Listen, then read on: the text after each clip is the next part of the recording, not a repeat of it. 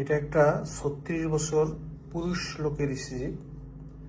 উনি আমার কাছে এসেছিলেন, কিছু হাঁটলে ওনার হয়রান লাগে এই সমস্যা নিয়ে। ওনার বুকে ব্যথার তেমন কোনো ইতিহাস নাই, খুব যে বুকে ব্যথা হয়েছিল তেমন কোনো সময় ইতিহাস উনি বলতে পারতেছেন না, বা নাইও আর কি। ওনার সমস্যা হচ্ছে কিছুতে হাঁটলে হয়রান লাগে, এই কারণে উনি আমার কাছে এসেছেন আসলে।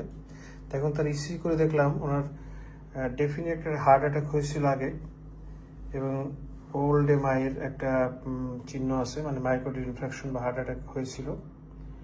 ইসিতে V1, V2, V3, V4, V6 এ 4 চেঞ্জ আছে, ইস্কিমিক চেঞ্জ আছে, এবং তার একটা এমআই হয়েছিল আগে, তার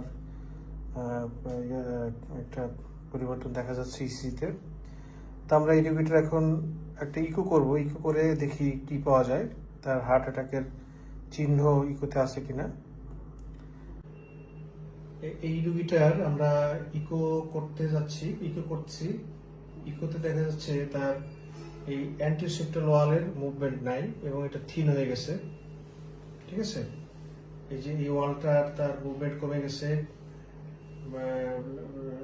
এলভি লেফট ভেন্ট্রিকুলার ডাইলেটেড হয়ে গেছে, এবং এই অ্যান্টিসেপ্টাল ওয়ালের মুভমেন্ট নাই, অর্থাৎ তার অ্যান্টিসেপ্টাল ওয়ালের যে ব্লাড সাপ্লাই সেখানে তার ব্লক আছে, এবং এটা ডেফিনিট ব্লক আছে, এবং তার এই হার্ট অ্যাটাকটা অনেক আগেই করছিলেন, কিন্তু লেফট অ্যান্টেরিয়র ডিসেন্ডিং আর্টারিতে তার ব্লক আছে, এলএডিতে তার ব্লক আছে। অর্থাৎ আমরা এখানে বুঝতে পারতেছি যে তার হার্টের একটা রক্তনালীতে ব্লক আছে, এবং ব্লকটা কত পার্সেন্ট আছে আমরা এটা এনজিওগ্রাম করে দেখতে হবে আমাদেরকে।